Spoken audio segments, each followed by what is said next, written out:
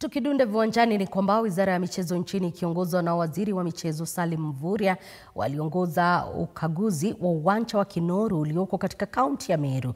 Uwanja huo ni mojawapo ya viwanja ambavyo vitatumika kuandaa michuano ya dimba la AFCON mwaka 2027. Aidha, waziri alielezea kuwa uwanja huo ni miongoni mwa kadhaa ambayo humu nchini inakarabatiwa kabla ya kukabidhiwa kwa serikali ya kaunti mnamo mwezi Agosti mwaka huu. Zaidi ya akademia 37 zimebuniwa ili kukuza talanta mbalimbali humu nchini.